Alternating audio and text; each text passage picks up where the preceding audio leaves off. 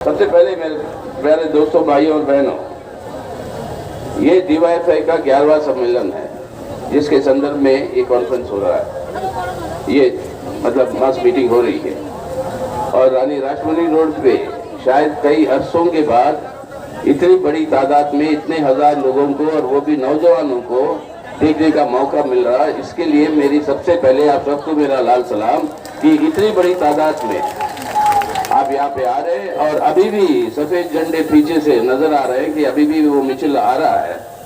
तो ये एक मात्र एक तरीके से ये एक संदेश है कि इसी इलाके में, इसी पृथ्वी पर, इसी जगह पर अपने देश की इतिहास बढ़ाने का बुनियाद भी और बीज भी यहीं पर खोदे गए और इसी जगह से आज एक बदलाव का लहर आ रहा है। जो बदलाव का लहर बंगाल से शुरू होकर पूरे हिंदुस्तान में फैलेगा और वो बदलाव का लहर का नेतृत्व देश का नौजवान होगा और नौजवान का नेतृत्व DYFI छोड़ के और कोई संगठन नहीं हो सकती है। और ये जिम्मेदारी आज इस DYFI को उठाने की जरूरत है। यहीं पर, इसी जगह पर, यहीं से जो आपके ये पूरे बंगाल का जो परंपरा रही है, खुदीराम बोस से लेकर अनीस खान तक, कितने लोगों ने शहीद हुए हैं, कितने लोगों ने त्याग किया है, कितने लोग लड़े हैं, तभी तो इतिहास बनती है। और वो इतिहास का बनने का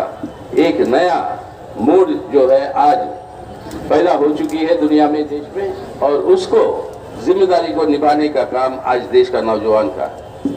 तो आज हमारे पास ये जो नौजवानों का जो ये सेना है, अगर ये इन सबको शिक्षा मिलती, इन सबको रोजगार मिलता, तो आज ये नौजवान अपने आप में एक नया भारत का निर्माण करेगा।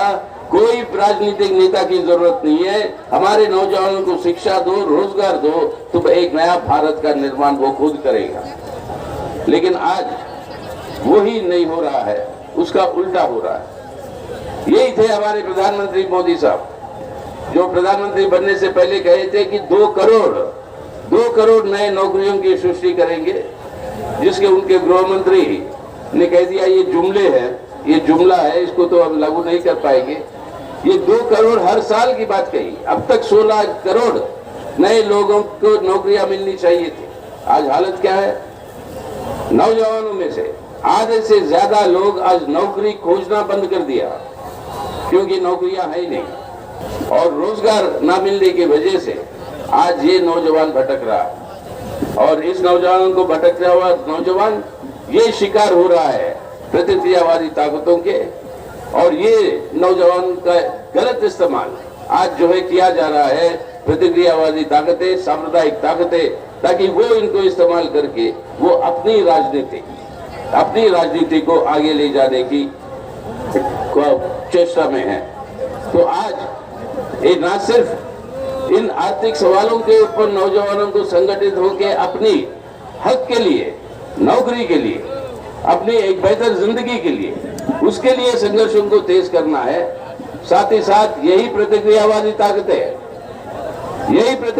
ताकतें जो आज गलत नीतियों से, गलत नारों से आज इस देश के अंदर ये जो संघर्षशील एकता जो हमें चाहिए, उस एकता को जो तोड़ रहा है, उसको भी दरकिनार करने की जरूरत है।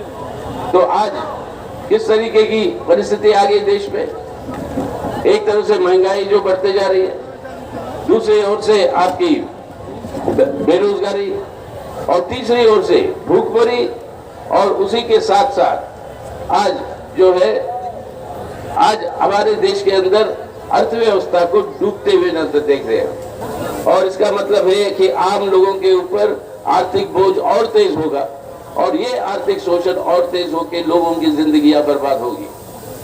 तो आज ऐसी परिस्थितियों में बिना संघर्ष तेज किए हुए और कोई चारा नहीं है। नौजवानों के आधार पर नौकरियों की सृष्टि करके नया भारत निर्माण करने की जगह आज उल्टा भारत का संपत्ति का लूट हो रहा है। अब देखिए LIC का किस तरीके से उसके शेयर्स बेचने का सिलसिला कल खत्म हुआ। LIC के मालिक कौन है? 29 करोड़ LIC के पॉलिसी होल्डर। 29 करोड़ के परिवारों को जोड़ो आप, तो तकरीबन पूरा देश की आबादी आज LIC के मालिक के रूप में है। बिना उस मालिक के अनुमति नहीं हुए सरकार जो है LIC को बेचना शुरू की। और किस दाम पे?